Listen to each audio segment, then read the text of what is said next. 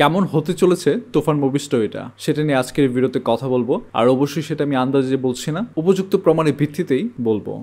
এই যে এই সিনটার মধ্যে রাইফেল ঠেলে হাতুড়ি নিচ্ছে, হতে পারে যে এরা কাউকে রেপ করেছে যার বিচার আদালতে হয়নি, যার বিচার করছে তুফানি আদালতে। তুফান একটা ডার্ক ক্যারেক্টার হলেও শ্যাডো হচ্ছে হোয়াইট। তার ছায়া কেন সাদা? ছায়া সাদা কারণ হচ্ছে সে যতই খারাপ হোক, যতই অন্যায় করুক, জনগণের পক্ষে থাকবে, অন্যায় অবিচারের বিরুদ্ধে আওয়াজ তুলবে। এই যে সিনটা আছে যেখানে সে একটা দলের হয়ে বক্তৃতা দিচ্ছে, তারপর এমপি মন্ত্রীরা তাকে ফুলের মালা দিচ্ছে, এই দুইটা কিন্তু একদম রিলেটেড। এখানে গ্যাংস্টারের পাওয়ারটা বোঝাচ্ছে। সে এতই পাওয়ারফুল হয়ে গেছিল তখন যে সে চাইলে একটা সরকারও গঠন করতে পারে, কিন্তু তার আগে সে একটা চুক্তি করে নেয়।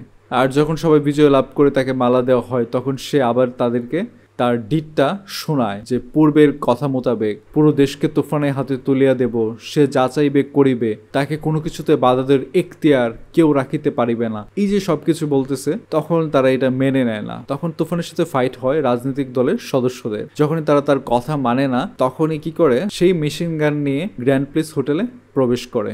আর এরপর আসে চঞ্চল চৌধুরীর মতো একজন ভিলেন, যে হয়তো প্রশাসনের লোকেই, কিন্তু তার মেন্টালিটি হচ্ছে ভিলেনের মতো। সে এমন একটা চাল দেয় যে তুফানের সবকিছু একদম তছনছ হয়ে যায়। আর এরপর তুফান আবার শক্তি সঞ্চার করবে, তারপর শত্রু মোকাবেলা করবে।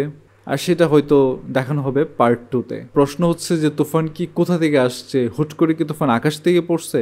না, তুফানে খুবই একটা ট্রেজেডিমূলক স্টোরি থাকবে। তার সাথে খুবই অন্যায় হবে, অবিচার হবে। তার বাবাকে হয়তো কোনো একজন গ্যাংস্টার মেরে ফেলবে, তার মা নির্যাতনের শিকার হতে পারে, যেমনটা আমাজন মুভির মধ্যে আমরা দেখেছি।